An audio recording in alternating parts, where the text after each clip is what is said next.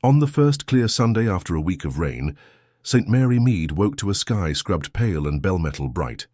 The bells of St. Luke's answered with their own clean clamour, and the village came out in its best.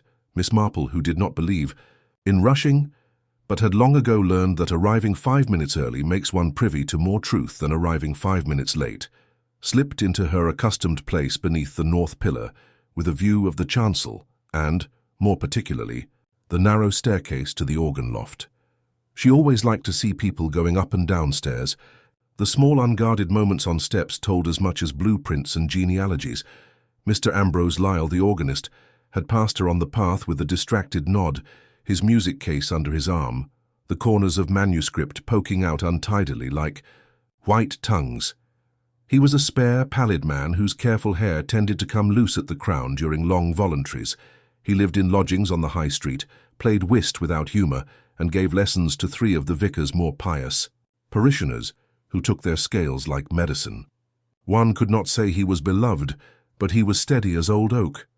Steady people, Miss Marple reflected, tend to have the most inconvenient crises, for the world relies on their steadiness like a banister, never considering the screws.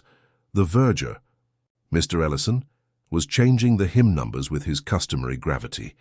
He was assisted, far more than was helpful, by Peter Roy, a choir boy of quick feet and gummy conscience, who scuttled between vestry and board with a coil of blue parcel. String wound about his fingers. Miss Marple noticed the string because it kept catching on the ends of his nails, and because it is in the nature of string to remember where it has been. The choir mistress, Miss Finch, went up the chancel steps with a scarf of green silk, as bright as pondweed. She had a habit of tugging it when she was flustered, and the tug left tiny shreds on anything rough. At 5 minutes to 11, Mr. Lyle went up the loft stair. One could not see him once he passed into the angle of the wall, only his shoes first and then nothing, but the handrail quivered with the haste he tried not to show. A few moments later, the organ breathed like a sleeping animal roused against its will. The prelude began, Mendelssohn a favourite, and though it was competent, there came, after the first arpeggio, a curious low moan, a D that did not wish to be dismissed. It went on under the music like a neighbour's distant gramophone when one is trying to think. Mr. Lyle corrected for it with a firmer left hand. The drone persisted, a thin thread on a spool of sound. "Cipher," murmured Miss Finch to the vicar as she passed, as if a cipher were an act of God. Miss Marple nodded to herself. She had heard of such things from her nephew Raymond's dreadful modern friends who played at early music in the holidays. A stuck palette, a bit of grit, even a coin fallen where it oughtn't. It was a village amusement to speculate what coins did when not in pockets. The service proceeded. If anyone was displeased by the organ's unhappy droning, they did not show it. One does not complain of a fly during grace, yet when the hymn ended, the D stayed on, thin as a line drawn by a nervous pen. The vicar, who had intended a dignified pause, coughed and began the collect early, and Miss Marple watched the little staircase. No one came down. The vicar, soldiering on, reached the creed, and the congregation's voices knitted together. Behind it, that poor D hung, insistent, a thread that did not snap. It was not until the anthem that the trouble declared itself. The first line faltered and died, the organ breaking off mid-phrase as though the instrument itself had been startled. The drone held a second longer and then went out, like a kettle taken off the hob. There was a hush in which the whole village felt the same thought without speaking it. Miss Finch looked up, no small feat as she disliked anything that involved giving her neck to the draught, and saw no movement in the loft at all. She turned to the vicar. He hesitated. One does not make a scene in church, but Mr. Ellison, who had a sense of occasion where bolts were concerned, was already trotting up the stair with Peter at his heels. Miss Marple, with that very gentle speed which brings one precisely where one needs to be without being noticed, found herself at the base of the stair in time to hear Mr. Ellison knock, then call, and at last say, "It's fastened, sir, from within." The vicar mounted 2 steps and called Mr. Lyle's name with as much firmness as the circumstances allowed. There was no reply. The little oak door at the top showed its age in a dozen scratches and one new bright nick. "Run for Dr. Leonard," the vicar said over his shoulder. Peter went like an arrow. By the time the vicar had fetched a mallet from the vestry, used at fetes for games that were more dangerous than they looked, the congregation had resolved itself into two tide lines, those who wished to go on with the service as if nothing had happened, and those whose eyes devoured the stare. The mallet struck the bolt, the wood protested. On the third blow the door flew back a hand's breadth, stuck, and then yielded with a small, shocked cry from Miss Finch as a splinter grazed her scarf. The verger and the vicar squeezed inside, and Miss Marple, who never pushed but was always where she ought to be, saw over their shoulders. Mr. Ambrose Lyle sat as if in prayer, his hands fallen from the keys onto his knees, his head bowed. One foot lay across the pedals, the toe caught on the low E, and under the toe, absurdly propping it as if it were a doorstep, a sixpence shone in the dust with the soft, childish pride of a polished shoe. The blinds of the swell box gaped half, open like lips about to speak. On the music stand the anthem lay, and on the margin, in a precise pinched hand, someone had circled the number 238. Tucked between two ivory keys, as if it had been placed there in a fit of fancy by a romantic and then forgotten, lay a sprig of rosemary. There is a smell particular to organs, an agreeable mixture of wood, old leather, dust, and a faint sweetness from the oil. That morning, when the door was opened, there was a different scent, quick and clean as a sudden recollection. Lavender. Lavender has its uses. Miss Marple's mother had kept it in drawers to keep moths away. Mr. Lyle, she remembered, had once coughed violently when Miss Hartnell sat under the loft with an excess of scent. He did not care for perfumes. Dr. Leonard came and knelt and did what doctors always do, and rose with the same grave acceptance that has comforted the English in all disasters, great and small. "He's gone," he said quietly. "Not long." "The heart, perhaps." He peered again. "There's a small bruise just here." He touched his own temple, but that might have happened when he slumped. The vicar, white and confused, sent the congregation home with a prayer and a promise of a proper notice later. They went in clusters, speaking in voices that kept forgetting to be low. Miss Marple stayed. She had a way of being both hushed and present that offended no one. It was not voyeurism, it was housekeeping on a larger, sadder scale. The bolt had indeed been shot from within. The key lay in the bowl on the inner sill, as Mr. Ellison obligingly pointed out with the slow satisfaction of a man who likes his facts to sit in a row. The single window above the organ was not large enough for a child to put his head through. There was no other door and no sliding panel, unless one counted the swell shutters, which were much too narrow to pass anything but sound. "May I?" Miss Marple said, and the vicar, who had enough presence of mind to understand that Miss Marple's "may I" was the colander through which sense might be strained from confusion, moved aside. She did not touch the body, one doesn't. And besides, Dr. Leonard had shaken his head with the quiet emphasis of a man adding an underline to a sentence already written. But she looked at the music, at the sprig of rosemary, and at the sixpence. Peter, who had returned on cat feet and been shooed to the doorway, watched the sixpence with a longing that had nothing to do with death and everything to do with magic tricks. Miss Marple looked also at the green silk of Miss Finch's scarf, where it had caught in the splintered wood, and left a whisper of itself on the jagged edge. "There's a cipher," Mr. Ellison said importantly, tapping the low E with a knuckle. "I've told him about the cipher for a fortnight. People never attend to ciphers," Miss Marple said kindly. "Not in their music and not in their lives." Miss Finch, who was pale and not composed, choir mistresses are allowed one of each per year, clutched at her scarf. "It's dreadful," she said. "Dreadful. And rosemary in church, who could have—" Ambrose wasn't sentimental. He always said rosemary made him sneeze. "Rosemary is for remembrance," said Miss Marple, almost to herself. "And lavender is for drawers. I wonder who brought spring into autumn." She glanced at the penciled circle, 238, and at the hymn board, where Mr. Ellison had a moment ago pushed numbers into their places, 97, 1 to 12, 238, and 401. Hymn 238 was one of those decent, serviceable hymns that people sing with a good will and forget directly after. Dr. Leonard straightened. "I'll have to speak to the police, Vicar. It's probably nothing but the heart. Yet the bruise and the bolt, well, one can't be too careful. Slack will ask if we were careful." He smiled thinly.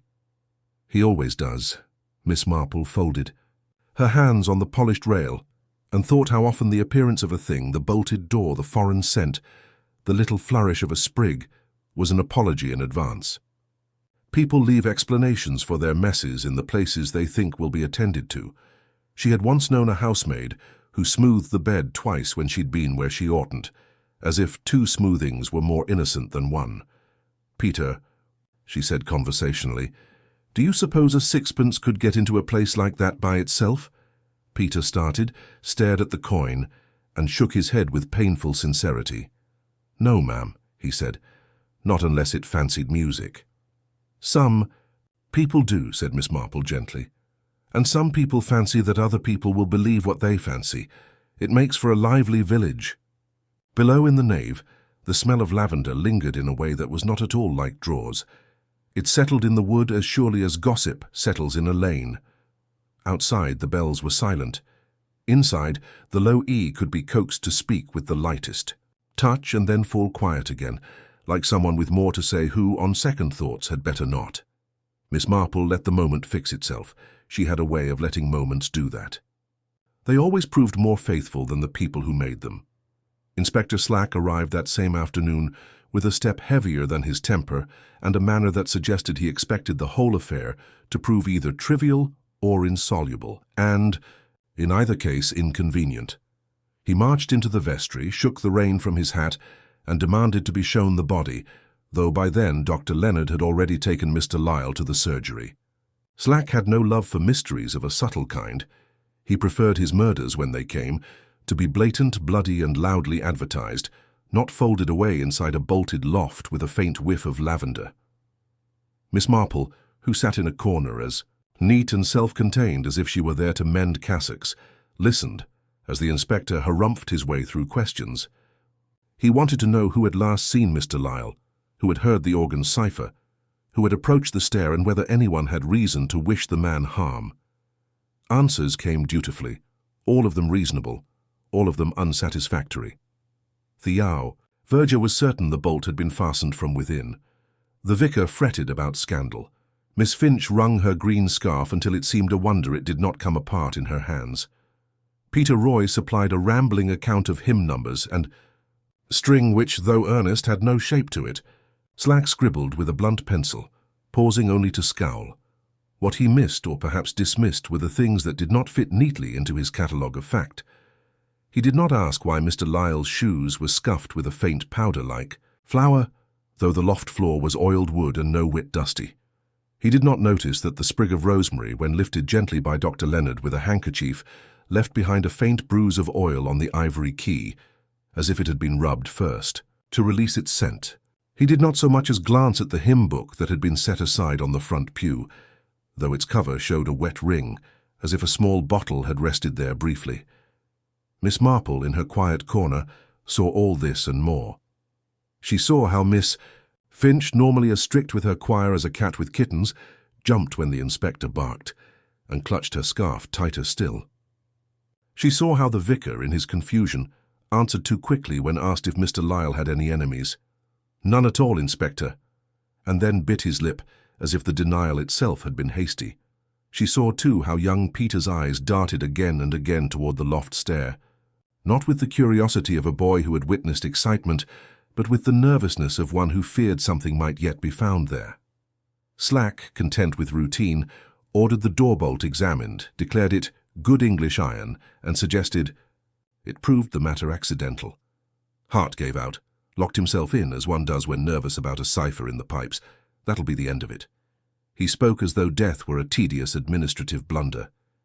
Miss Marple did not contradict him. She merely asked in her mild way whether the inspector had noticed the sixpence under the pedal. "Sixpence?" Slack turned. "What of it?" "It seems a rather odd place for money," she said, "especially as Mr. Lyle was not given to untidiness. Coins usually live in pockets, you know, not under pedals." Slack grunted, muttered something about children and pranks, and turned the conversation to timetables and alibis. Yet Miss Marple watched the flicker that crossed Miss Finch's face at the mention of the coin, a flicker quickly hidden, but not before it betrayed some association. When the party dispersed at last, Miss Marple walked slowly down the nave, her eyes drifting as if in idle habit.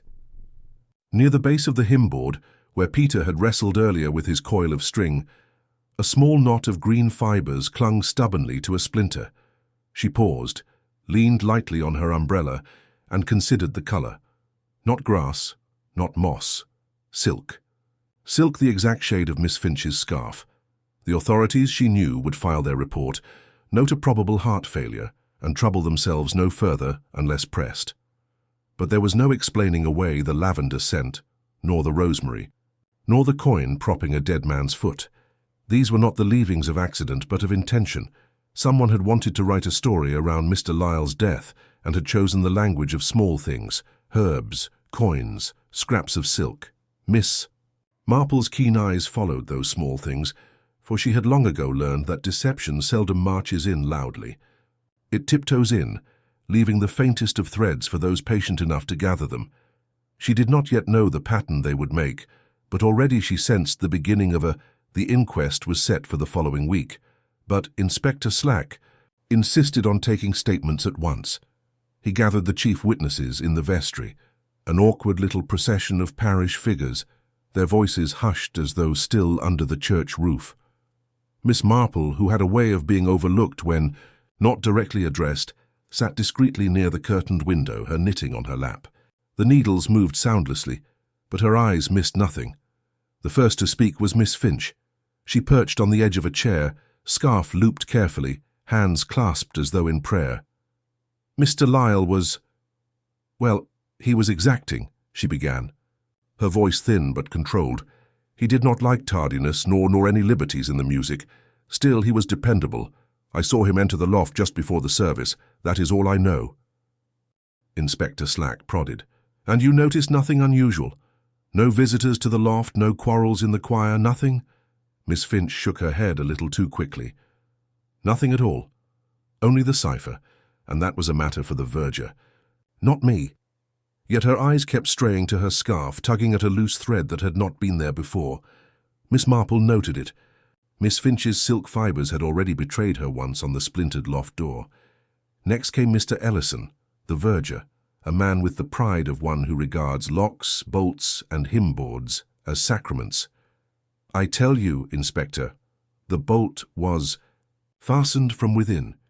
No one went in or out after Mr. Lyle. I saw to the stair myself. I don't allow stragglers up there.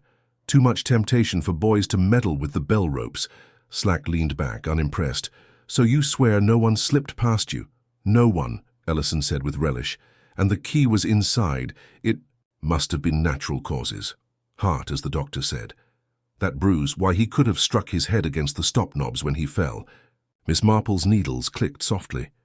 A man so proud of bolts might well find comfort in declaring them infallible, yet she recalled the faint dust of powder on Mr. Lyle's shoes, not the sort of dust found in a loft so well kept by Ellison's own hand. Peter Roy was fetched next, and he shuffled in with his cap twisting in his fingers. I didn't do nothing, he blurted before being asked a question, which naturally made everyone more suspicious. I only set the hymn numbers. Mr. Lyle went up while I was tying a bit of string for the cards. I never touched the loft. Slack narrowed his eyes. What about that sixpence under the pedal? Did you put it there for mischief? Peter's ears burned red. No, sir. Honest, I never. I saw it, though, when they opened the door. Shiny it was, but I never touched it. Why would I? Mr. Lyle never gave me money. He'd as soon tell me to hold my tongue. Miss Marple caught the boy's glance, quick and anxious, toward Miss Finch. A glance not of guilt, but of fear. Fear of contradicting her, perhaps, or of letting slip something he had been told to keep quiet. The vicar came last, a mild man with a harassed air. Ambrose was a steady hand. Reliable. He had no enemies here. A sad end, Inspector. The Lord takes whom he will. His words were proper, but his tone lacked conviction. Any disagreements? Slack asked brusquely. The vicar hesitated a fraction too long. Nothing beyond musical tastes. Ambrose disliked any hymn he deemed frivolous, But such disputes are trifles. I cannot think anyone wished him harm." Miss Marple's needles paused mid-stitch. The vicar's hesitation had been brief, yet, in that instant, his eyes shifted to Miss Finch. It was the second time her name had hovered like a shadow over another's words.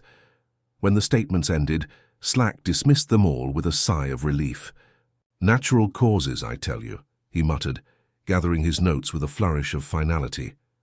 "These little villages make mysteries out of nothing. A man's heart stops, and you all want poison and daggers." But Miss Marple was not content. She lingered in the vestry as the witnesses dispersed, each carrying their own burden of truth and silence. She had heard the eagerness in Ellison's insistence, the nervous denial in Peter's babble, the too-perfect composure of Miss Finch, and the vicar's subtle retreat into vagueness. Each version of events fit well enough on its own, yet together they frayed at the edges. Miss Finch swore nothing unusual happened, yet fibres from her scarf lay on the splintered door. Ellison swore no one entered, yet the dust on Mr. Lyle's shoes spoke of a place other than the loft. Peter swore he never touched the coin, but he knew of it before anyone should have, and the vicar swore no enemies existed, though his glance betrayed otherwise. Miss Marple bent her head over her knitting, her lips pursed in thought. She could not yet say who lied and who merely deceived themselves, but she felt the pattern tightening. Somewhere among these ordinary, respectable voices lay a truth none dared speak aloud, and she knew with that quiet certainty that had served her so well before that the sprig of rosemary had been left not as sentiment, but as a signal, one meant to remind or to accuse.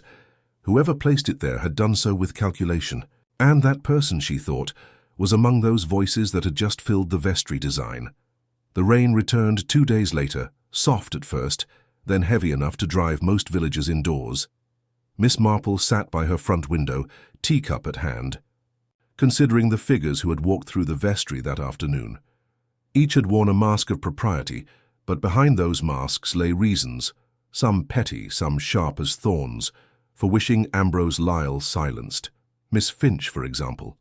Choir mistress, keeper of standards, the one person in the parish with authority that brushed against Lyle's own. Their quarrels were whispered about in the grocer's queue, Lyle objecting to her choice of anthems, Finch dismissing his lectures on harmony. Yet what stood out more was her insistence at the inquiry that she had noticed nothing unusual, even as her scarf betrayed her presence at the broken door. Had she gone up those steps before the service, perhaps to settle some disagreement? Or had she gone after, to make sure Lyle would never contradict her again? The verger Ellison had less obvious malice but plenty of pride. His world was made of bolts, locks and boards. A man like Lyle, critical and precise, might have slighted him over the maintenance of the loft or the cipher in the pipes. Miss Marple had known men of his sort before. They disguised resentment as duty until some insult prized open the veneer. Still, it seemed unlikely that Ellison would dare such a deed in the very loft he tended with such jealous care. Yet pride wounded has led to stranger acts. Peter Roy was another puzzle. A boy with nervous hands and quick glances, terrified more of lying badly than of telling the truth. He had sworn he had not placed the sixpence under the pedal, but the coin fascinated him. Miss Marple wondered if he had been bribed with it, or frightened into silence by someone who threatened him. Boys often carried secrets heavier than their shoulders could bear. Then there was the vicar. Mild, hesitant, eager, to avoid scandal, yet his very eagerness betrayed knowledge he did not wish uncovered. Lyle was known to be rigid in his opinions, particularly about hymns. What if there had been more than quarrels over tunes?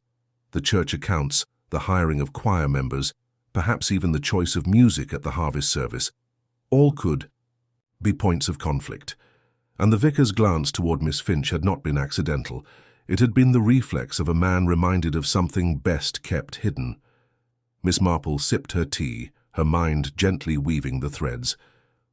Greed might be present, Lyle's small savings, his music books, his teaching fees, but such sums were hardly worth killing for. Revenge was more probable. A man so inflexible might have offended more than one person deeply. Jealousy, too, had its place. Finch jealous of his authority, Ellison jealous of his orderliness, the vicar jealous of his influence with the choir. And fear. Fear was everywhere.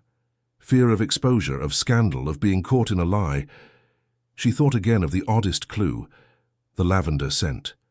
A scent not of Mr. Lyle's choosing. That pointed to someone who knew his distaste for perfume and chose it deliberately. A small cruelty, almost a taunt. Rosemary too, rosemary for remembrance. But remembrance of what? A quarrel? A promise broken? Or a sin only one other soul knew? The next morning she went quietly to Dr. Leonard. The doctor had examined Lyle and dismissed the bruise as minor. Yet Miss Marple asked in her most innocent tone, "Could lavender oil, if taken, cause distress?" Dr. Leonard frowned, tapping his spectacles. "A large enough dose, perhaps. It can affect the heart, but why do you ask?" "Oh, nothing," she said, her smile faint. "Only it lingers so in church, don't you find?" Back in the high street, she paused before the draper's shop. A window display showed little bottles of scented oils, part of a new fashion imported from Bath. She stepped inside, feigning interest, and asked the assistant who had bought lavender most recently. "Why, Miss Finch, just last week." "The," girl said cheerfully, "she favours it for her linens." That explained one thread, but not the whole tapestry. Miss Finch might have purchased the lavender, yet she could not have bolted the door from within after leaving. Unless, of course, someone else had helped her, or she had arranged matters so the appearance of a locked room masked another hand. Miss Marple took to walking in the evenings, umbrella in hand, observing the comings and goings of her neighbours. She saw Ellison polishing the brass locks of the church gate with unnecessary vigour, as if to remind himself of his authority. She saw the vicar pacing his study, the light burning late, his wife bringing him tea with a troubled look. She saw Peter slip along the hedge near Finch's cottage, only to dart away when spotted, his pockets jingling faintly, the motives tangled, Finch's jealousy of Lyle's authority, Ellison's pride smarting under criticism, the vicar's fear of scandal, Peter's fear of someone's hold over him, and, beneath them all, the curious coin, the herbs, the scent, the bruise. Miss Marple knew human nature rarely offered a single clear cause. It was more often a muddle of resentments, long memories, and sudden impulses. But she also knew that, in such muddles, one thread, when pulled, would unravel the whole. She thought of the sixpence again. Why prop the foot of a dying man upon it?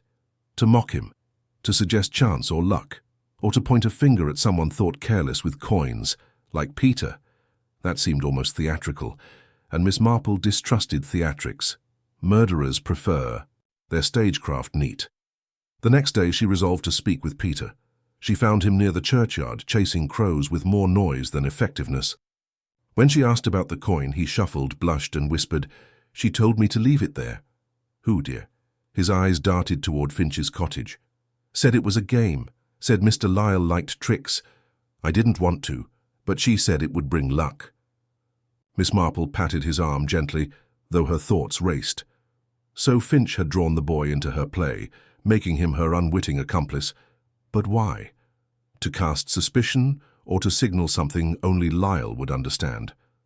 The maze of motives twisted. Again, Finch had lavender and resentment.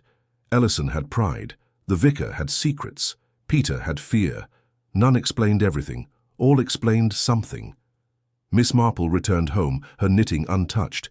She knew the truth was close, yet it sat, like a knot of yarn needing the gentlest tug to free it. And she was patient. She would wait for the moment inevitable in village life, when tongues wagged just a little too freely, and someone, seeking to defend themselves, revealed more than they intended. For now she held the picture in her mind. A bolted door, a dead organist, a sprig of rosemary, lavender in the air, a coin underfoot. Not a riddle without answer, but a maze whose paths must be traced slowly, step by step, until the centre lay open. The village buzzed like a disturbed hive when word spread that Inspector Slack believed he had solved the matter of Ambrose Lyle's death. He had come down from the county offices with a determination that suggested impatience rather than insight, and he had seized upon the most obvious thread, the lavender oil. A bottle had been discovered in Miss Finch's cottage, its stopper-stained, its level markedly lower than when purchased. Slack held it aloft as though it were a chalice, his broad face smug with triumph. There we have it, he declared in the vestry, where the vicar and a few select parishioners had been assembled. Lyle had an aversion to perfumes. Everyone. I knew it. Miss Finch here, with her quarrels over anthems and her jealous streak a mile wide, decides to give him a dose he won't forget. Lavender in his tea, perhaps, or in the loft itself. He faints at the keys. His heart gives out. The bolt, the bruise, the rest, accidentals, as tidy as you like. Miss Finch, pale and trembling, protested. It is not true. I bought the oil for linens, yes, but I never would harm him. Her voice broke, her scarf slipping askew, as if to betray her agitation.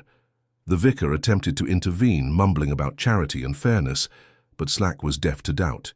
He relished the ease of it, the evidence in plain sight, the suspect already disliked, the motive clear enough for a constable's notebook.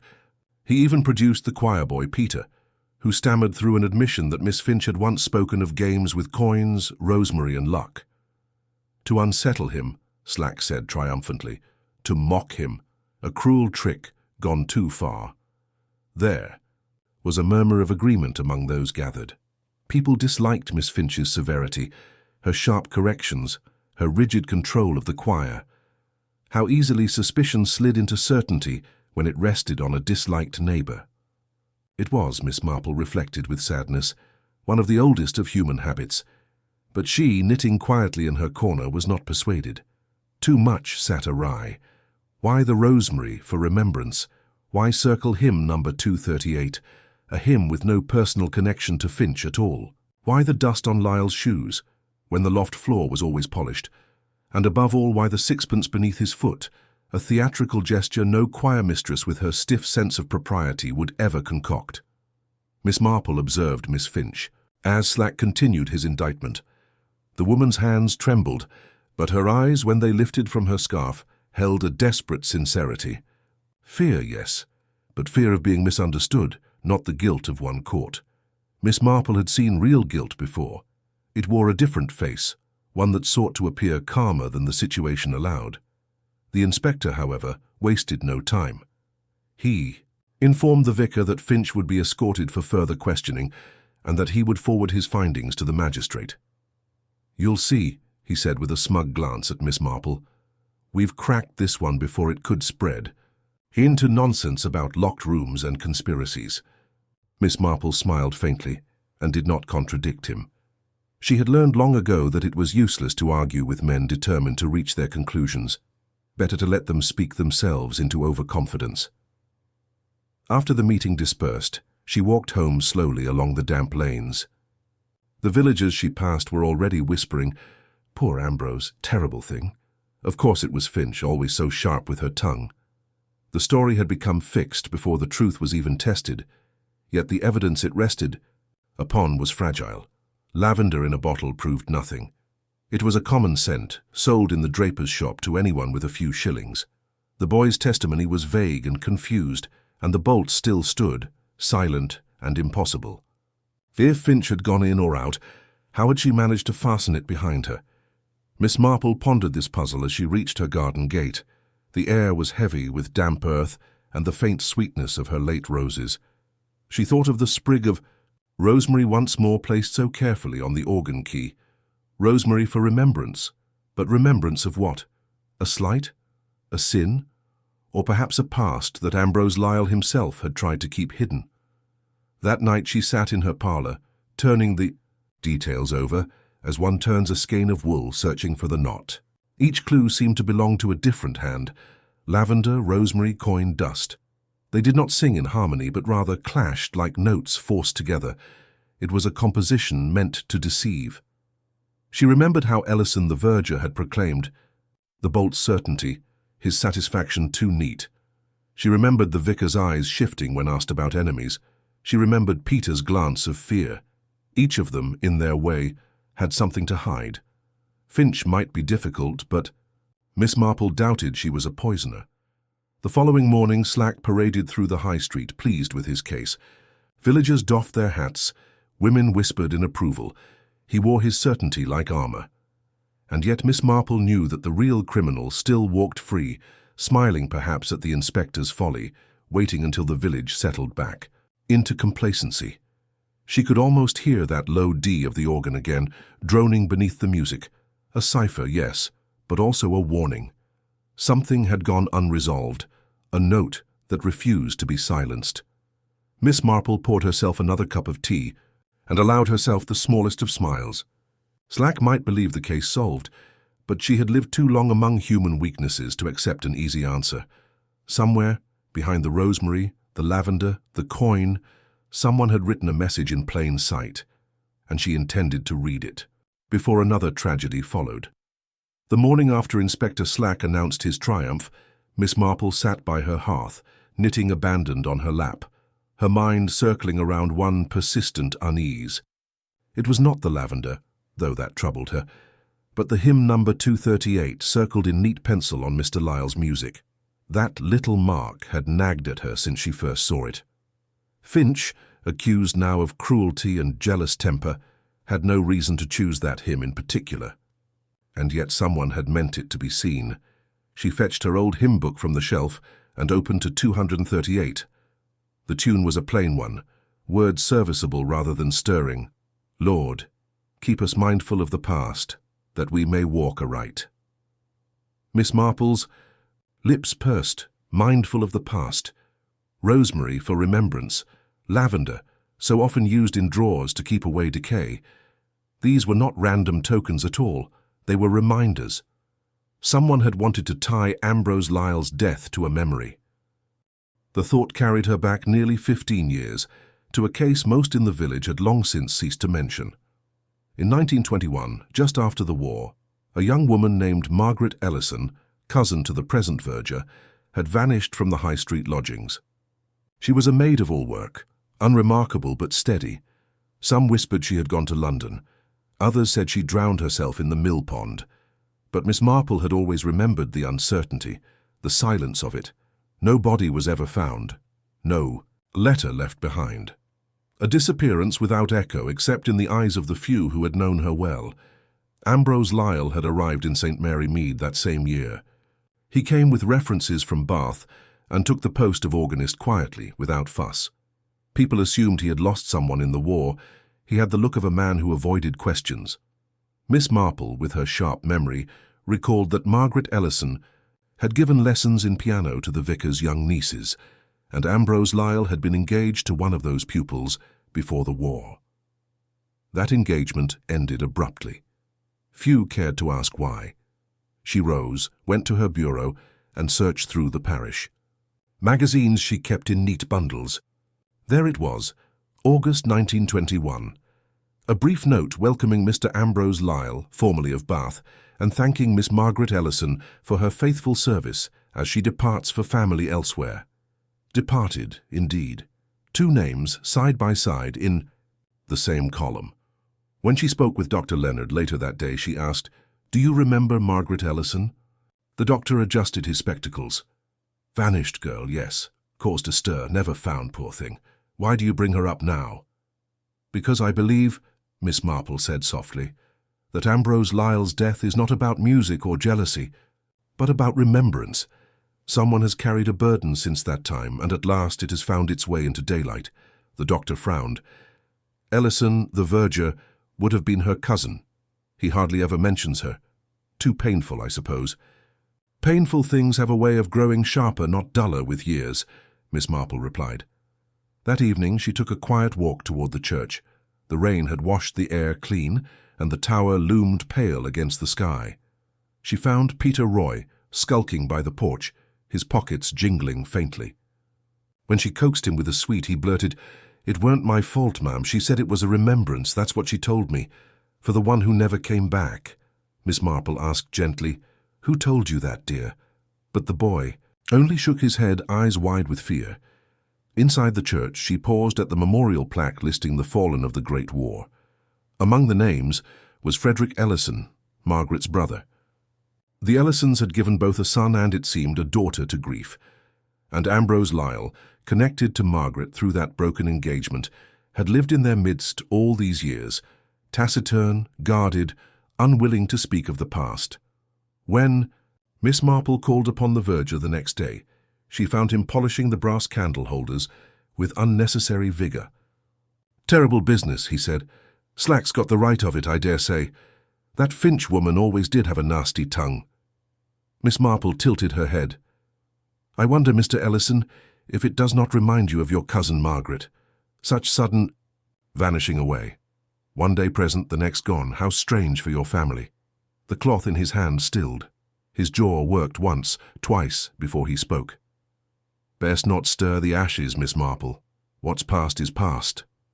Not always, she said gently. Sometimes the past waits for its due. Rosemary is for remembrance, after all. He would not meet her eyes, muttering something about evening prayers, but she had seen the flicker of pain, the way his hand trembled as though polishing brass, could scrub away memories. Back in her cottage, Miss Marple arranged the puzzle on the neat canvas of her mind. Rosemary, lavender, hymn 238, all pointing backward. Finch's scarf, Peter's coin, the vicar's hesitations.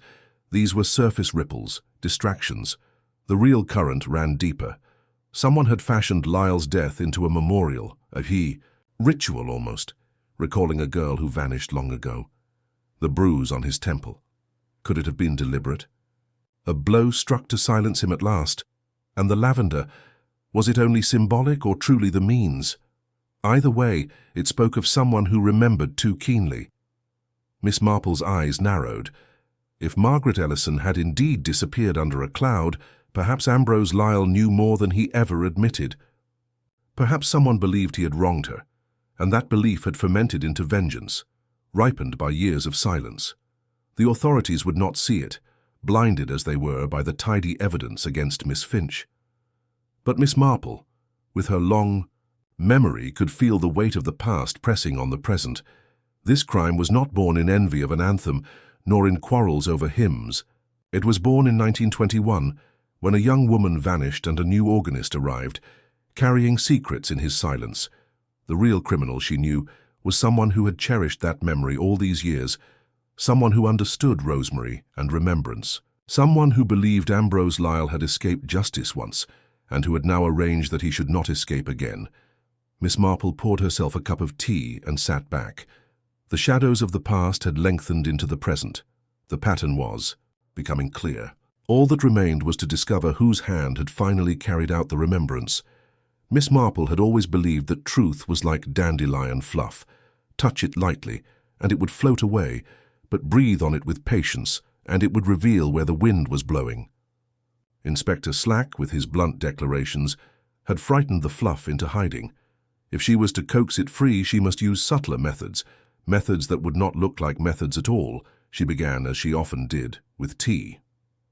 The vicar's wife, anxious and fluttering, was glad of the company when Miss Marple called one grey afternoon. Over scones, Miss Marple spoke not of organists or lavender, but of old parish scandals, trifles long buried. She mentioned the vanished Margaret Ellison, lowering her voice as if sharing a morsel too indelicate for daylight. Poor girl, she sighed. To disappear so suddenly, one wonders what secrets she carried. The vicar's wife glanced at her husband, who sat at the far end of the room with his papers.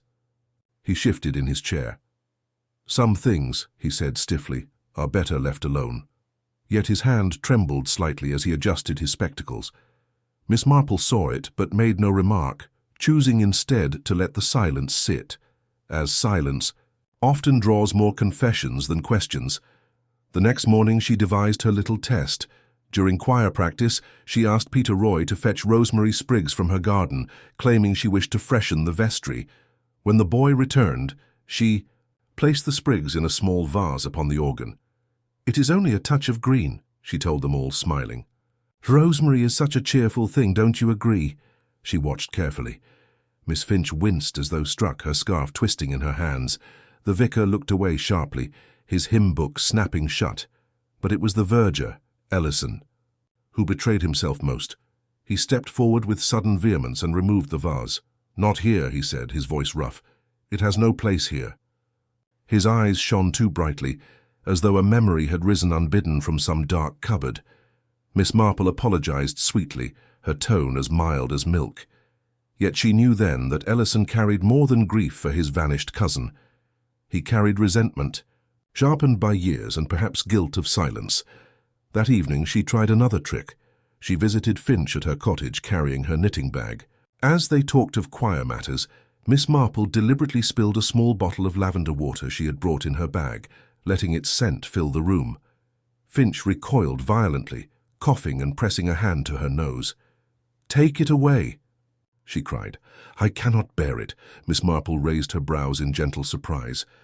"Why, my dear, I thought you favoured it. You had a bottle, did you not?" Finch stammered. "For linens, yes, but the smell in a room, it makes me ill, truly ill." That reaction was too raw, too instinctive to be feigned. Whatever. Inspector Slack claimed, this was not the response of a woman who had calmly used lavender to kill. Finch might have been quarrelsome, even cruel in words, but her revulsion was genuine. Still, the knot was not untangled. Miss Marple decided on a final tactic, one that had never failed her: gossip deployed with surgical precision.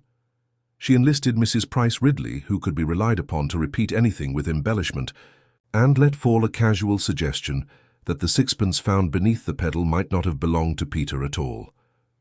"You know how coins travel," she said airily. Perhaps it was Ambrose's own. He was said to be superstitious. By the next day the village hummed with theories, and in the midst of that hum, Miss Marple watched to see who would grow uneasy. She did not wait long. The vicar, usually placid, snapped at his wife during errands. Ellison, polishing the church. Brass muttered audibly about lies and inventions. But it was young Peter who gave the most telling sign. He crept to Miss Marple's garden gate one dusk, eyes wide, voice trembling. "I can't keep it, Mum," he whispered. "She gave me the coin, said it was lucky, said if I left it in the loft no one would blame me if things went wrong. But now everyone's talking and I don't want to be blamed." Miss Marple soothed him, patting his shoulder, but inside she felt the threads drawing tighter. So someone had deliberately involved the boy, planting false evidence to mislead. A cruel manipulation indeed. The next Sunday she attended service with calm anticipation. The organ was silent, of course, but the air carried a faint trace of oil and polish. At the close she asked the vicar to read hymn 238. His voice faltered on the first line. "Lord, keep us mindful of the past, that we may walk aright, when tune." The final amen echoed. She turned to Ellison. "How true those words are, do you not think? The past has such long arms." His face drained of colour. "You should not meddle, Miss Marple," he whispered. "You don't know—" He broke off, catching himself, but the damage was done. She smiled gently, folding her gloves. "On the contrary, Mr. Ellison, I believe we are beginning to know a great deal. The unconventional clues, the rosemary, sprigs, the lavender water, the whispered gossip, had done their work. Each suspect had reacted in ways no direct question could have forced. Finch, recoiling from the lavender, proved her innocence. The vicar's unease confirmed his knowledge of past wrongs. Peter's confession revealed manipulation. And Ellison had cracked at the very mention of remembrance. Miss Marple walked home beneath the afternoon sun, her thoughts quiet but resolute. The pieces were shifting into place. The truth had roots deeper than Slack would ever dig. But she, with her patient eye for the small and the ordinary, had found the first clear glimpse of it. The real criminal was no longer hidden. Not completely. It was only a matter of time before the past demanded its full reckoning. The week began with a fragile sense of progress. Miss Marple, through her gentle tricks and quiet observations, had begun to separate truth from deception. She had watched Finch recoil from lavender, proving her innocence. She had seen the vicar blanch at hymn 238, hinting at buried secrets. She had coaxed Peter into confessing he had been manipulated. And she had watched the verger Ellison, so stern about bolts and locks, tremble at the mention of remembrance. The path was not clear, but at least it seemed to be opening. Then one damp morning the path closed again. Inspector Slack, never more pleased with himself, summoned the village to the vestry to display his decisive evidence. The bottle of lavender oil from Finch's cottage, labelled and sealed, was to be sent to the county laboratory. "We'll have the proof in black and white," he declared, slapping his notebook. "And then the magistrate can hardly argue with us." But when the constable produced the evidence box, the bottle was gone. Not simply misplaced. The box was empty, the twine retied clumsily. Slack thundered. "Who's been meddling? Which one of you's got a long finger and a guilty conscience?" He rounded on Finch, who shook her head violently, eyes wide with horror. The vicar muttered about mistakes in procedure. Ellison declared it a disgrace. Peter stared at the floor, but Miss Marple, sitting in her neat corner, felt a chill. Someone had risked everything to remove that bottle, not because it proved guilt, but because it might have proved innocence. Later that day, she went quietly to Dr. Leonard. "Tell me," she asked, "did you notice anything unusual about the bruise on Mr. Lyle's temple?" The doctor sighed. "A faint crescent shape, small. Could have been the edge of a stop knob, yes, but equally something metal pressed against him. I didn't say so to slack. He's not the sort to weigh subtleties." "A small metal shape," Miss Marple repeated softly. "A coin, perhaps. A sixpence pressed into flesh." Her mind turned to the boy's story.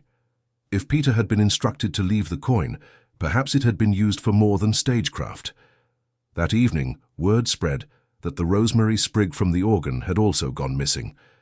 Dr. Leonard, who had carefully preserved it in an envelope at the surgery, discovered it vanished from his desk. "Thieves in the night," he muttered, "or careless staff." But Miss Marple knew better.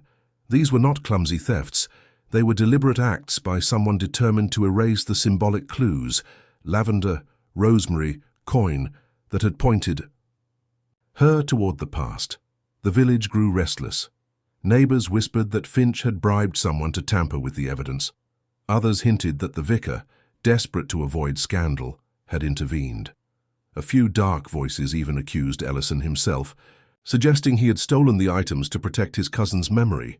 Trust frayed. At choir practice, Finch's commands were met with mutters. The vicar's sermon was distracted, stumbling over familiar lines. Peter avoided the others, his guilty secret heavy. And Ellison polished the locks with a ferocity that suggested more than brass was at stake. Miss Marple, walking home from evensong, considered the thefts carefully. Lavender, rosemary, coin, all gone or tampered with. The very symbols of remembrance had been stripped away. The criminal was telling her in their own fashion that the past must remain buried. The next morning she returned to the church alone. The loft stood silent, organ keys gathering dust. She laid her hand gently on the wood. In the shadows beneath the bench, she noticed a faint mark, scratches, as if something had been pried loose. She bent closer. There, wedged in the join, was a shred of paper, yellowed with age. She teased it out with a knitting needle. It was a torn corner of a letter, the ink faded but legible. "Cannot forgive him, though he swears it was not his fault." Margaret weeps still. "The shame will be on us all." Miss Marple folded the fragment carefully. This was the connection she had suspected. Ambrose Lyle had not been an innocent organist arriving in 1921. He had been bound to the Ellisons through Margaret, and through a wrong that had never been forgiven. But before she could show it to Dr. Leonard, the fragment was stolen too. She had left it in her knitting bag while she took tea with Mrs. Price Ridley. When she reached for it that evening, it was gone. Someone was watching her. Someone knew that she had come too close. That night she sat by her hearth, the fire crackling, low, and thought of the thefts. Evidence was vanishing, not because it condemned Finch, but because it exonerated her. The true criminal was not satisfied with Slack's easy solution. They feared Miss Marple's quiet persistence. That fear was a clue in itself. The stakes had risen. If the murderer was willing to steal, to shadow, even to enter cottages in the night, then the truth was dangerous indeed. And Miss Marple, for all her mild knitting and gentle smiles, felt the weight of it pressing close. She knew now that she was no longer merely observing. She was being opposed. The past was not finished with St. Mary Mead, and the hand that had killed Ambrose Lyle would strike again if pressed too far. Yet Miss Marple also knew her own strength, patience, and the habit of listening. Her thief might silence evidence, but they could not silence the tremor in a voice, the flicker in an eye, the memories that clung to ordinary words.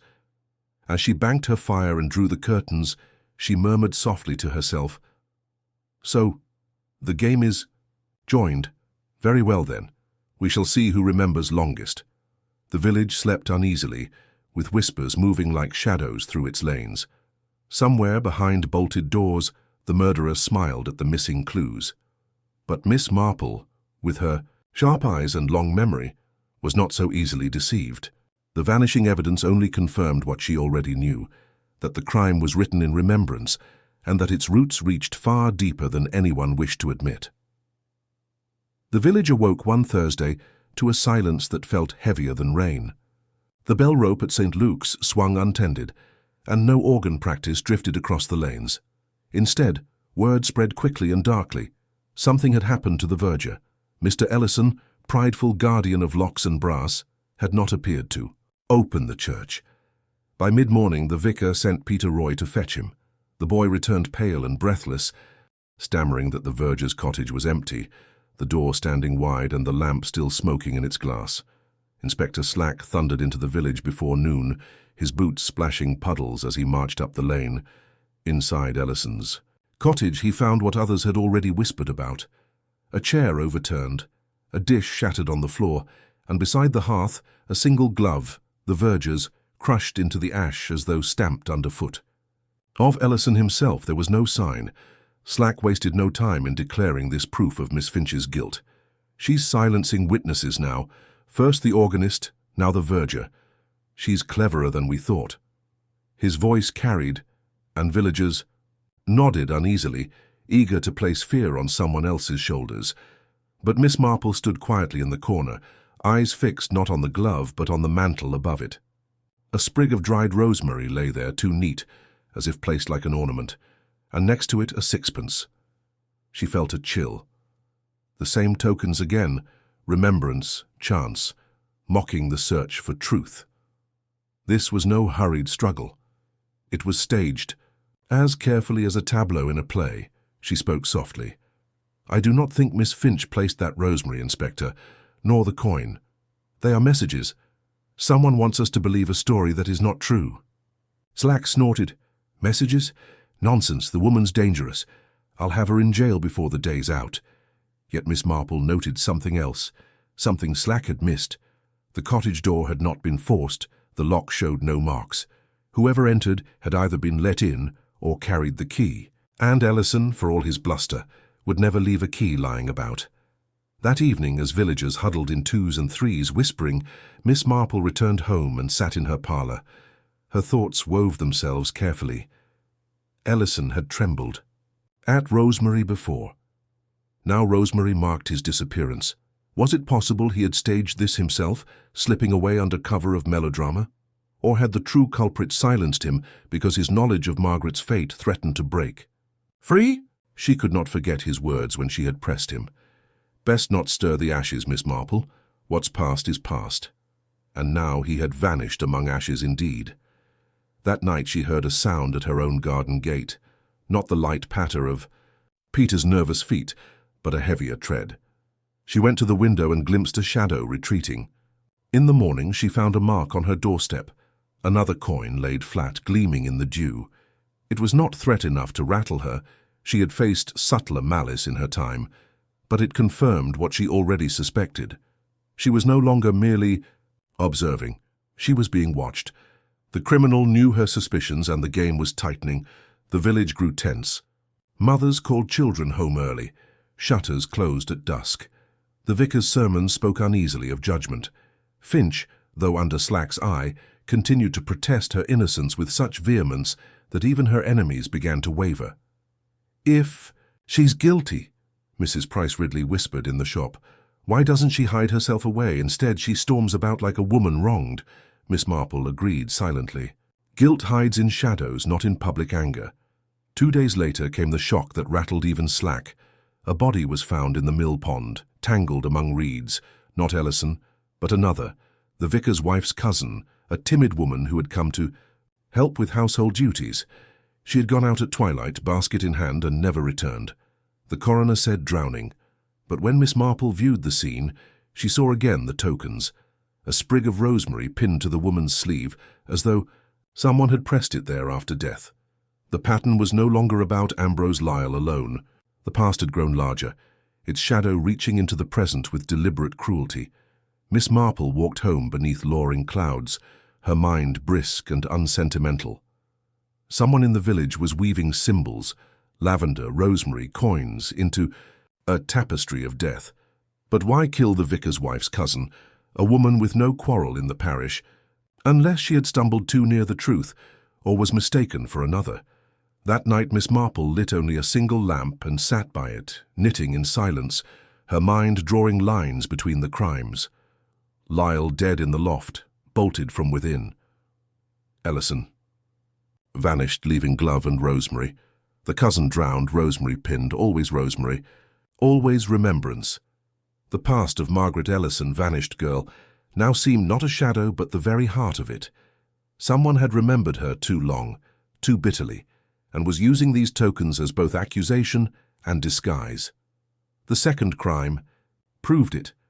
The murderer was still at work, ruthless enough to strike again, clever enough to twist evidence. Miss Marple set down her knitting and murmured to herself, "This is no longer only about solving what has been done. It is about preventing what is to come. And if one does not act soon, there will be more Rosemary before we are through." The next morning she visited the church, feigning a wish to check altar flowers. The nave was empty, the air cool. On the hymn board hung the numbers for the coming Sunday, 97, 112, 238, 401. Her eyes lingered on 238, mindful of the past. She whispered the words and felt again that stubborn, droning D note that had begun the whole affair. The murderer was several steps ahead. Evidence had vanished, witnesses had been silenced, and now death had spread beyond the first victim. But Miss Marple, with her quiet persistence, was already following the thread others missed. She knew the truth lay not in lavender or coins alone, but in the memory of Margaret Ellison, the secret wound in the parish that someone was determined to make bleed again. The game had turned. The danger was no longer hypothetical, and Miss Marple, though outwardly mild, understood now that she herself was marked. The coin on her doorstep had said as much, yet she smiled faintly as she closed the church door behind her. For if the villain was playing with symbols, so too could she. And she intended, before the next hymn was sung, to turn their remembrance against them.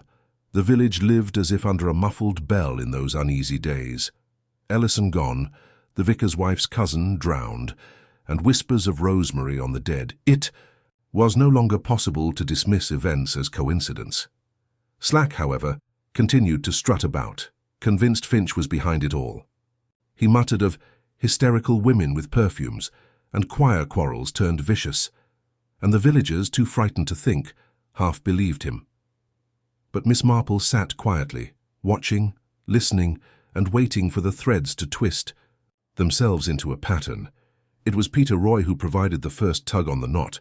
She found him outside the shop, fidgeting with string in his fingers, his eyes darting everywhere but her own. "It weren't me, ma'am," he blurted as soon as she greeted him. "The sixpence, the Rosemary. They keep saying it's me." "But it ain't," Miss Marple smiled gently. "I know, dear, but tell me, who taught you that trick with the knots? You tie them so neatly like a sailor." Peter flushed. "Mr. Ellison showed me, said every verger ought to know how to fasten things proper." He twisted the string tighter, then added, "Said there's always a way to make something look locked even when it ain't." Miss Marple's needles paused in her mind, though she carried no knitting that morning. A way to make something look locked. Suddenly the organ loft door no longer seemed impossible. The bolt shot from inside, but what if Ellison, guardian of locks, had known how to rig it from without? That evening she walked the path by the mill pond, where the cousin had been found. The reeds whispered in the wind, and among them she saw a small object glinting, a button, plain black, the kind worn on a verger's coat. She stooped, picked it up, and placed it in her pocket. Ellison again. His shadow lay over both deaths.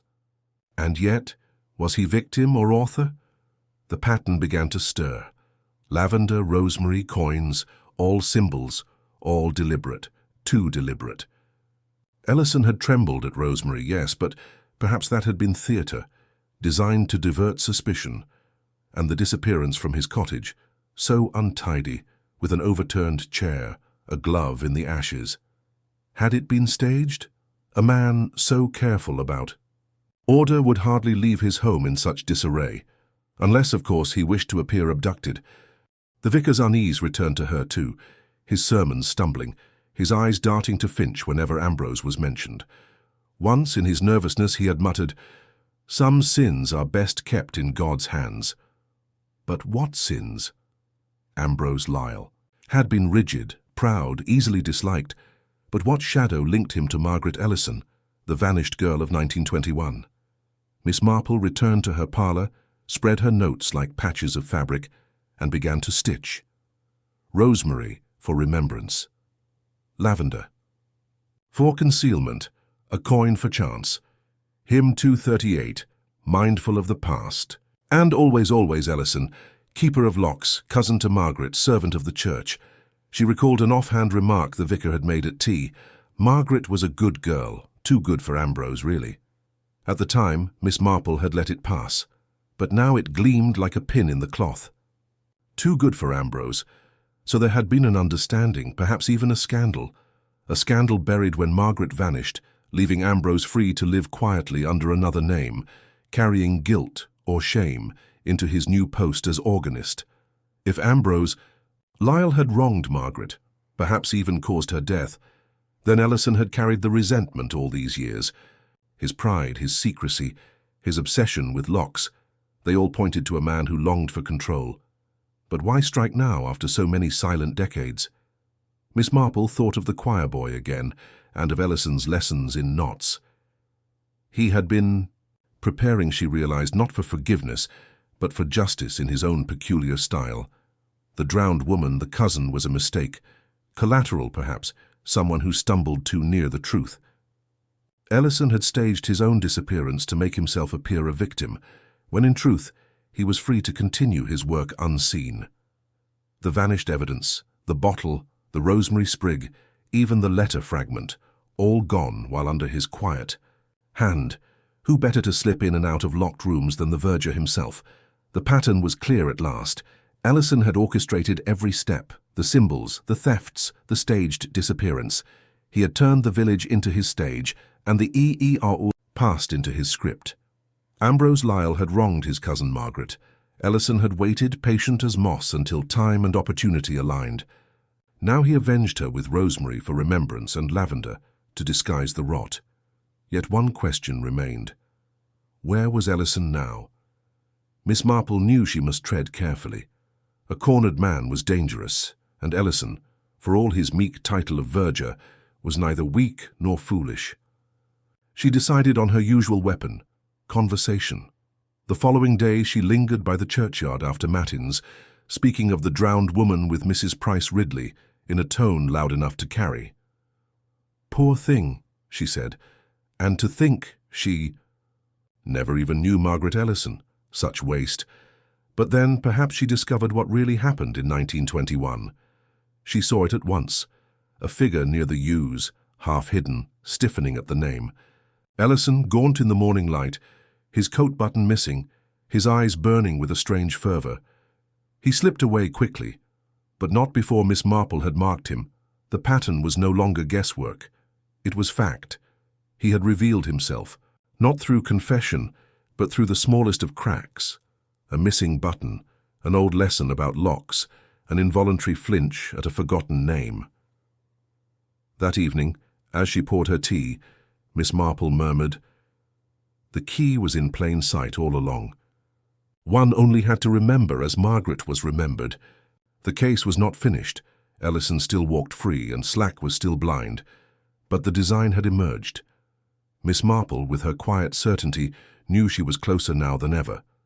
The murderer had played his symbols with pride, but it was his own habits, his knots, his brass, his orderliness that betrayed him, and she, who had spent her life noticing the insignificant, now held the thread that would unravel the whole cloth. The game of remembrance was nearly at its end. The autumn light slanted across St. Mary Mead like pale silk when Miss Marple finally allowed herself to sit still, her knitting in her lap, and consider what she now knew. The pattern had emerged, clearly enough, the symbols of rosemary and lavender, the vanishing evidence, the staged disappearance of the verger. But motive, true motive, was still the missing piece. Why wait decades to strike? Why cloak the acts in ritual and remembrance? Revenge alone, though sharp, seldom wears so elaborate a costume. She thought again of Margaret Ellison, the girl who had vanished in 1921. Villagers remembered her as quiet, dependable, a girl with a sweet voice and a talent for piano. She had been trusted. Then suddenly she was gone, and Ambrose Lyle had arrived with his organ scores and his strict manner. The two names printed side by side in the parish magazine were no accident. Their stories had been bound together from the start. When she asked Mrs. Price Ridley, without seeming to ask, what people recalled of Margaret, the woman sniffed. Pretty enough, though not clever. Some said she had her head turned by a gentleman. Well, you know how it is. Miss Marple did know. Gentlemen sometimes left girls in trouble, and trouble in those years was hushed, hidden, erased. What if Margaret had been disgraced? And what if Ambrose Lyle had been the cause? That could explain Ellison's bitterness, his obsession with remembrance. Yet still it felt incomplete. Ellison's vengeance had the quality of a liturgy, deliberate, symbolic, almost holy. The truth came, as it so often did, in an offhand remark. Miss Marple was speaking with Dr. Leonard about Ambrose's health. His heart was weak, yes? She asked. The doctor shook his head. No weaker than any man of his years. Though I will tell you something odd. He once asked me years ago about the effects of certain herbs, lavender, rosemary, pennyroyal. At the time I thought it eccentric. Musicians have strange fancies. Lavender, rosemary, pennyroyal. Miss Marple's hands stilled. Herbs that in village lore were not only for remembrance or scenting draws, but for other darker uses. Remedies for women in difficulty. Remedies whispered of but never named aloud. Suddenly the motive deepened. Margaret Ellison had not merely vanished. She had vanished under a cloud of shame, perhaps carrying Ambrose Lyle's child. And if she had sought help, from herbs, from Ambrose himself, it might have ended in her death. Whether by accident or neglect, Ambrose had carried that secret all these years, and Ellison had known. The cousin who vanished, the name printed beside Ambrose's in the parish magazine, it was all too clear now. Ellison believed Ambrose had killed Margaret, or at the very least abandoned her to ruin, and he had nursed that belief, feeding it, with bitterness until it became his creed. The rosemary on Ambrose's keys, the lavender in the air, the coin for chance, these were not random tokens. They were relics of Margaret's fate, translated into symbols of judgment. The second deaths confirmed it. Ellison had not intended to kill the vicar's wife's cousin. She had simply stumbled too close, perhaps guessed too much. Her body in the pond was collateral in his long campaign. He had vanished himself not to escape, but to complete the cycle, leaving rosemary wherever he struck like a parish priest, giving out communion. Miss Marple felt no triumph at this revelation, only a quiet sorrow.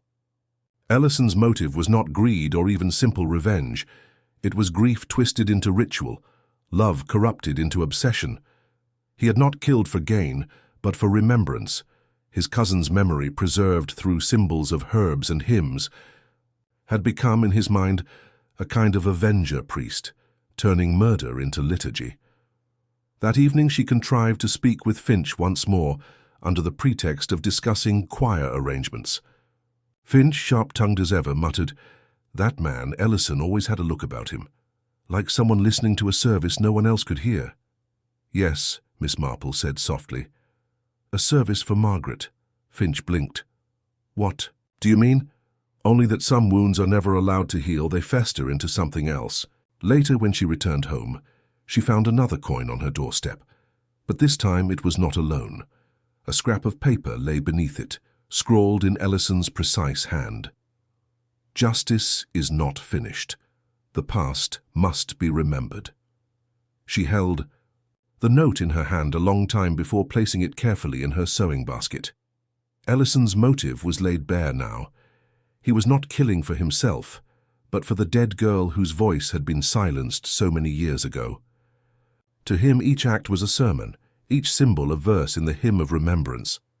But Miss Marple, who had seen so many shades of human weakness, knew that obsession masquerading as justice was more dangerous than greed. A greedy man might stop once, satisfied, But a man driven by memory and guilt would never stop, because the past cannot be undone.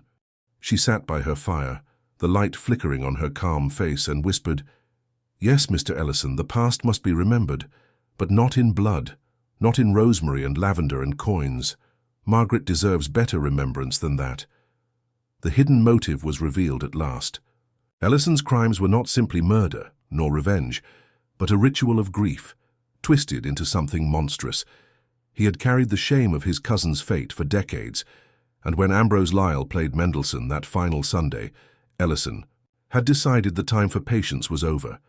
The crime had its roots not in money or quarrels, but in the silence of 1921, when a girl had vanished and a village had turned its head. That silence had grown into Ellison's obsession, and now the whole parish was paying the price. Miss Marple folded her hands together. She knew now what she must do.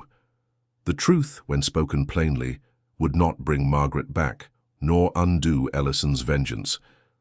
But it would break the ritual. And once the ritual was broken, the killer's power would end. Sunday morning came with a brittle clarity, the kind of sunlight that seems to sharpen every outline, yet warms nothing. St. Mary Mead gathered itself for service with unease hanging in the air. No organ played, of course, but the absence was its own music, an unfinished note droning in everyone's mind. Miss Marple, neat as ever in her best hat, sat quietly under the north pillar. She had chosen this day carefully. The trap was set, not with ropes or constables, but with words and memory, the tools that always cut deepest. The hymns had been chosen by Miss Finch with trembling hands, under the vicar's reluctant approval. And at Miss Marple's very polite suggestion, hymn 238 had been placed among them. When the congregation stood to sing, the words floated out in thin, uncertain voices. "Lord, keep us mindful of the past, that we may walk aright." The words hung heavy in the nave, and every pair of eyes seemed to glance, consciously or not, toward the verger's empty place. Miss Marple waited until after the service, when the villagers lingered uneasily in the churchyard. She stood with her hands folded on her umbrella, speaking just loud enough for those nearby to hear. "It is curious, is it not," she said mildly, "that rosemary should appear so often in these sad weeks. On poor Mr. Lyle's keys, in the verger's cottage, even upon the drowned woman's sleeve. Rosemary for remembrance, but whose remembrance?" The ripple of curiosity spread. Mrs. Price Ridley whispered to her neighbour. The vicar stiffened, and from the shadow of the yews, a figure stepped forward at last, gaunt, coat button missing, eyes burning with a feverish light. Mr. Ellison returned from his supposed disappearance. Gasps broke among the crowd. The vicar faltered. Slack, who had been loitering smugly at the gate, turned crimson with indignation. "What's this, hiding were you? A guilty man if ever I saw one." Ellison's voice rang harsh in the still air. "Guilty? I've done what justice demanded. Ambrose Lyle was a sinner, a coward, a murderer in all but name. My cousin Margaret, do you all remember her? You never spoke of her again, but I remembered. She trusted him and he destroyed her. He left her to shame, to death, and he lived among you as if nothing had passed." The villagers shifted uneasily, memories stirring where none wished them stirred. Miss Marple lifted her head, her tone as calm as ever. "And so you chose to become executioner, Mr. Ellison. Rosemary on his keys, lavender in the air, a coin beneath his foot. Symbols, yes, but symbols do not speak truth unless shaped by a hand, and the hand was yours." Ellison's jaw tightened. "I gave him what he deserved. I gave them all remembrance. You call it murder, I call it justice." Miss Marple's voice, though soft, carried further than his. "Justice does not hide evidence, Mr. Ellison. Justice does not drown innocent. Women who stumble too close to secrets. That was not remembrance, that was fear." A hush fell. Slack shifted uncomfortably, sensing he had been chasing the wrong quarry. Finch, for once, was silent, her scarf forgotten at her side. Peter Roy, clinging to the fence, stared wide-eyed at the man who had taught him knots. Miss Marple pressed on, each word a pin into the fabric of Ellison's ritual. "You staged your disappearance. You planted rosemary in your own cottage, left your glove in the ashes so you could continue unseen. You stole the lavender bottle, the sprig from the organ, the fragment of letter, because they might have shown the truth too clearly. Not Finch, not Peter, not the vicar, only you. Ellison's face worked as though struggling between fury and despair. You cannot prove it, he spat. No one can. The past is gone, and only I remember. Miss Marple's eyes softened. But you betrayed yourself. You told the boy how to make a lock seem fastened from within. You left your button by the mill pond. You flinched when Margaret's name was spoken. You see, Mr. Ellison, remembrance is not yours alone. Others remember too. And memory, like rosemary, has a way of lingering where it is least wanted. The crowd pressed closer, the air thick with shock. Slack took a heavy step forward, but Miss Marple lifted her hand. One moment more, Inspector, let him speak. Ellison's hands clenched. His voice, when it came, was raw. I did it for her, for Margaret. She was so young. He, Ambrose, promised marriage, then left her to herbs and whispers, to die in pain while the village turned its eyes away, and I swore I would not forget. Every hymn he played was an insult. Every polite nod of his head mocked her grave that never was. So I gave him remembrance, rosemary on his hands, lavender in his lungs, silence where his music had been. The confession rolled out, half rage, half sermon, and when it ended, he stood trembling, as if the strength that had carried him through decades of bitterness had suddenly drained away. Miss Marple's voice was almost gentle. Yes, Mr. Ellison, you remembered, but remembrance twisted into vengeance ceases to honor the dead. It only makes more graves. For a moment, the only sound was the wind stirring the yews. Then Slack, red-faced, snapped the cuffs on Ellison's wrists with the relish of belated certainty. You'll answer for this, you will. As the villagers dispersed in low murmurs, Miss Marple remained beneath the pillar of the lich gate, her face thoughtful. She felt no triumph, only a quiet sorrow. Margaret had been forgotten too long, and Ambrose Lyle had carried his silence too far. Ellison's grief had curdled into madness, and now the village had seen how remembrance, when twisted, could poison the living. Yet Miss Marple also knew that truth, once spoken, had its own healing power. The pattern of rosemary and lavender, of coins and bolts, had been broken at last. She walked home slowly, her umbrella tapping the stones, murmuring softly the line from the hymn that had begun it all. Lord, keep us mindful of the past, that we may walk aright. And she thought how hard it was for human beings to walk aright when the past was left to grow in shadows. For a brief week, St. Mary Mead lived as though the storm had passed. Ellison, the verger, had confessed in the churchyard. Before half the village, his face gaunt and eyes burning with long-nursed grief. Slack, puffed with belated triumph, had bundled him off to the county jail, muttering about charges and trials. The villagers, uneasy but relieved, told themselves that the matter was finished. The organ loft stood silent, the pond was avoided, and rosemary was once again only a herb for Sunday roasts. Miss Marple, however, did not rest so easily. She had seen many confessions in her time, and she knew that words uttered in passion do not always tell the whole tale. Ellison's grief for Margaret had been genuine, yes. His symbols and staging bore his unmistakable hand. Yet something in his account had not rung true. Not about his feelings, those were plain enough, but about his means. She sat by her fire, turning the memory over and over.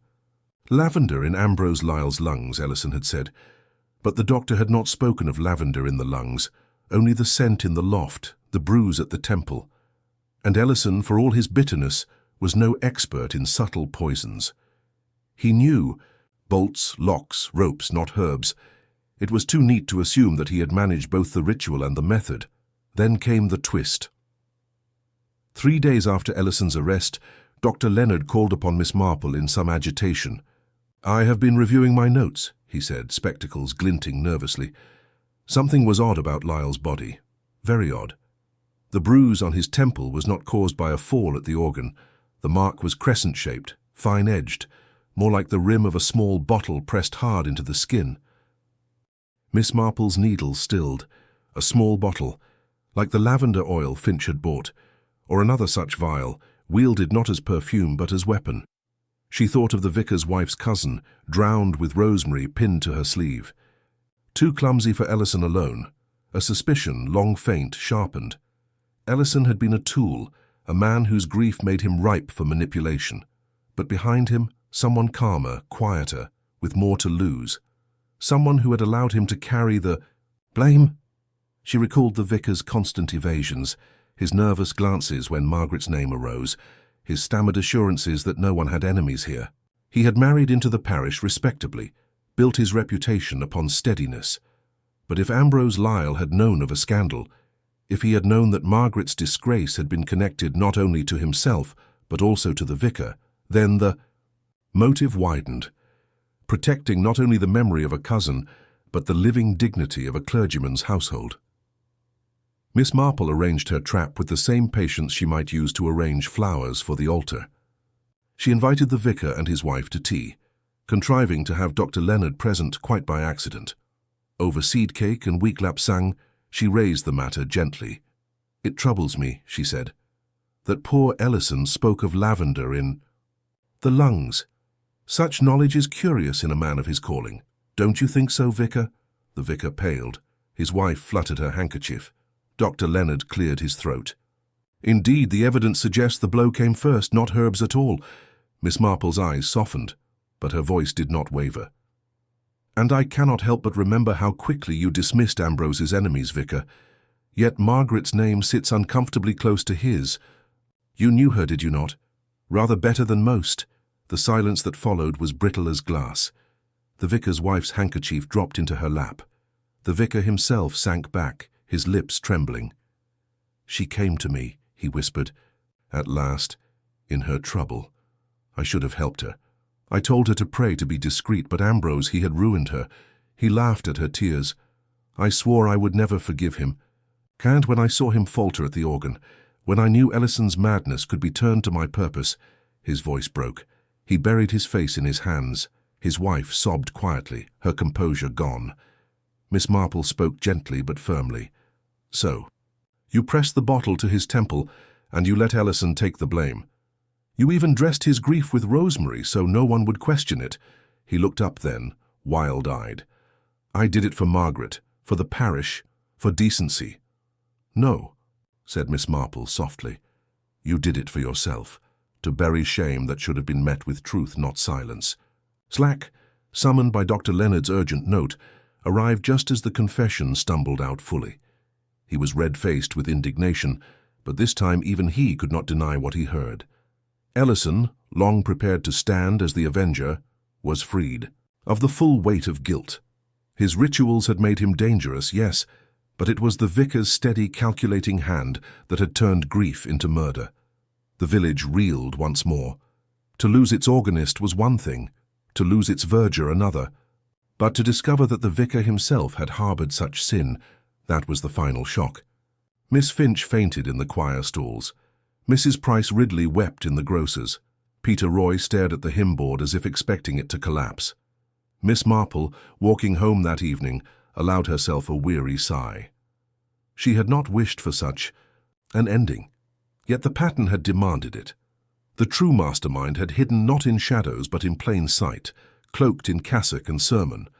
Ellison had remembered Margaret with madness, but the vicar had remembered her with murder. As she closed her garden gate, she murmured the words of hymn 238 one last time. "Lord, keep us mindful of the past, that we may walk aright." And, she thought with quiet sorrow, how easily men twist remembrance into justification, and how heavy a price the living pay for the secrets of the dead. The trial of the vicar was never held. The scandal was too great, the evidence too entangled, and the parish authorities moved with that peculiar swiftness, which means, in reality, that very little will be done. Ellison remained under guard for a time, accused of staging his own disappearance, and of complicity in the drowning of the vicar's wife's cousin, though it was plain to Miss Marple that he had been less architect than pawn. The vicar himself, trembling and pale, was removed quietly to a sanatorium, where his name could be spoken in lowered voices rather than shouted in headlines. Justice, as the world counts justice, was only half satisfied, and yet Miss Marple, sitting in her little parlour with her knitting and her rose tea, knew that the whole story must be told if the village was ever to understand what had truly passed. She was persuaded, somewhat against her inclination, to explain herself one evening at the vicarage, now presided over by his bewildered curate. A handful of the principal villagers gathered there. Dr. Leonard, still fretful about his missed diagnosis, Miss Finch pale but triumphant in her innocence, Mrs. Price Ridley eager for detail, and young Peter, wide-eyed and restless, who had been caught up more than any child should. Miss Marple began, her voice calm and deliberate. It was never about music, you see, nor even about jealousy. It was about Margaret Ellison, who vanished in 1921. A girl forgotten by most, but not by her cousin and not by the vicar. She carried a secret shame, and Ambrose Lyle had been at the centre of it. Mrs. Price Ridley gasped. "You mean he—" Miss Marple inclined her head gravely. There was an understanding between them, broken cruelly. Margaret was left with more than her sorrow to bear. Remedies were whispered of, herbs such as lavender and pennyroyal. She died, and her body was hidden, and the silence grew. Ambrose came here to play the organ, stiff and proud, while Margaret's name was never spoken. Dr. Leonard cleared his throat, and Ellison remembered. "Yes," Miss Marple said softly. "Rosemary for remembrance." He nursed his grief until it became obsession. He could stage locks, plant cymbals, terrify a choir boy into silence. But his was a grief too theatrical, too bound up in tokens. He was willing to play avenger, but he was not clever with means. The lavender in the loft, the bruise at the temple, that was not Ellison's doing. Miss Finch leaned forward, her scarf slipping from her shoulder. Then it was the vicar all along. Miss Marple's needles clicked once, a sharp punctuation. The vicar, yes, he too remembered Margaret, but with guilt. She had come to him, you see, in her hour of need. He had turned her away with piety instead of compassion. He could not forgive Ambrose for what had been done to her, nor himself for what had not been done to save her. And so, when Ellison's grief made a useful mask, the vicar struck. He pressed the bottle to Ambrose's temple, left rosemary and coin as if Ellison had done it. "He even drowned his own wife's cousin, poor soul, who had guessed too much," Peter's voice piped up, trembling. "And the coin, miss, why under Mr. Lyle's foot?" "Because chance is a cruel thing," Miss Marple said. The vicar wished to suggest that fate itself had played its part, that Ambrose was cursed. But it was clumsy. Children know coins do not walk into pedals by themselves. That, my dear, was the first crack in the story, she went on, laying out the rest of the bois pattern, the missing button by the pond, the stolen sprig of rosemary, the vanished lavender bottle. Each piece, seemingly trivial, had been part of the puzzle. Each had betrayed the hand that tried to erase them. At the end, silence lay heavy in the room. The curate, shifting uneasily, said at last, "But if the vicar is never tried, what are we to tell the parish? What comfort is there in half-justice?" Miss Marple folded her knitting neatly. "Comfort is a dangerous thing, Mr. Partridge. What we must tell them is truth, and let the rest follow. Margaret's memory deserves no less. Justice in this world often limps, but truth has a way of standing even when men fall." They left the vicarage slowly, each carrying their own burden of thought. Dr. Leonard muttered about herbs. Hand overlooked signs. Miss Finch, for once, was subdued, her authority chastened by the nearness of scandal. Mrs. Price Ridley hurried off to spread the tale with relish, and Peter, still clutching his string, looked at Miss Marple with awe. "Will it stop now, miss?" he asked. She patted his hand. "Yes, dear. There will be no more rosemary in strange places. Not if we remember Margaret kindly, not vengefully." Later, alone in her cottage, Miss Marple set down her knitting and allowed herself a long sigh. The case was over, yet unfinished. Ellison's grief had found no healing. The vicar's guilt had consumed him. Margaret lay still without a grave, and the village would whisper for years, weaving new stories out of half-truths. But Miss Marple, with her quiet certainty, knew the essential thing, that truth, though tangled in herbs and hymns and silence, had been pulled into daylight. She had seen the hidden clues others missed, the boy's fearful glance, the missing button, the two perfect bolt, and she had pieced them together before the pattern could be lost. Justice, perhaps, had only half walked its course. Yet remembrance had been reclaimed, turned from a weapon back into a duty. And for Miss Marple that was enough. She banked her fire, drew the curtains, and murmured once more the hymn that had haunted every step of the case. Lord, keep us mindful of the past, that we may walk aright. The past had spoken. And though it had left sorrow in its wake, it would not be forgotten again. The village of St. Mary Mead settled into a hush that was not quite peace. The organ loft remained locked, its keys gathering dust, and rosemary was once again only a sprig for lamb, or remembrance at funerals. The vicar had been removed quietly, his name struck from sermons but not from whispers. Ellison, pale and hollow-eyed, sat in custody, half victim, half culprit, his grief finally louder than his rituals. Inspector Slack strutted about as if he had solved everything, though the villagers, with their native distrust of authority, knew in their bones that it had been Miss Marple who had untangled the knots. She herself walked home one afternoon along the lane, lined with blackberry hedges, her step unhurried, her umbrella tapping the stones. Outwardly she seemed content. She had explained the pattern to those who needed to hear it. She had seen the guilty named and the innocent freed. Yet deep inside, something small and persistent troubled her, like a stone caught in wool. It was the hymn board. On the Sunday, before Ambrose Lyle's death, the hymn numbers had been set out, 97, 1 to 12, 238, 401. She had thought at first that 238 was the key. Lord, keep us mindful of the past. And indeed it had been part of the message. But why those others? Why had no one asked who chose them and why? She remembered Peter's fumbling with string, Miss Finch's corrections, Ellison's pride in order. Yet the numbers remained a riddle. She knew hymns well enough to recite them from memory, and 401 troubled her most. It was a hymn seldom sung, with words that lingered oddly. When comes the end of earthly days, may mercy light our final ways. It had been a favourite of Margaret Ellison long ago, when she still sang in the small choir. Miss Marple recalled her clear voice on a summer evening, years before the disappearance. Had Ambrose chosen it that Sunday? Had Ellison, or, most curious of all, had the vicar himself set it there, as a private signal before the final act? The thought lingered as she reached her gate. She found, tucked neatly into the iron latch, a folded scrap of paper. The handwriting was spidery, but legible. Justice limps, but truth remembers. No signature. Her fingers trembled slightly. As she unfolded it fully, a small pressed flower fell out, lavender, brittle with age. She bent to retrieve it, her eyes narrowing. This was no token left by Ellison. He was under guard, nor by the vicar. He was locked far away. Someone else remembered still. She turned the words over in her mind.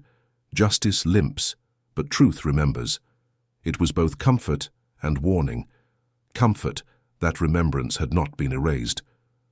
Warning that another hand moved in shadows, perhaps with its own account still to settle. That evening she set the scrap between the pages of her Bible, beside the verse in Ecclesiastes. The thing that hath been, it is that which shall be. Then she sat by her fire, her knitting in hand, and considered. She thought of Margaret's story, so long buried, of Ambrose's guilt, Ellison's grief, the vicar's shame, of the drowned woman who had guessed too much. But she also thought of other silences, other names barely whispered, servants dismissed suddenly, lodgers who moved on without farewell, a girl who once sang but was not remembered. The case was solved, yes. The village would move on. Yet memory, Miss Marple knew, does not always rest when men say it should. It stirs at the edges of hymn books and rises in scents of lavender, in coins pressed into pedals, in scraps of handwriting left where they ought not be. The next morning, she passed the churchyard early. Mist hung low, softening the stones. On Ambrose Lyle's grave, newly cut, plain and unadorned, lay a single sprig of rosemary, fresh as though placed at dawn. She bent, touched it lightly, and straightened again. Her expression was unreadable, her eyes bright and distant. Someone else still carried the memory. Someone else still played their part in the unfinished story. Miss Marple walked on, her step steady, her umbrella tapping lightly on the stones. To the casual eye, she was merely an elderly lady returning home from a morning stroll. But within her mind, threads were already weaving, questions forming, patterns half seen. The mystery of Ambrose Lyle was concluded, yes, but mysteries, like memories, have a way of never truly ending. And as the village settled back into its rhythms, no one noticed that Miss Marple, beneath her calm smile, was already listening for the next discordant note that would disturb the harmony of St. Mary Mead. For she knew with the certainty of long years that human nature is never content to remain silent. And in every silence, sooner or later, a secret waits to be heard.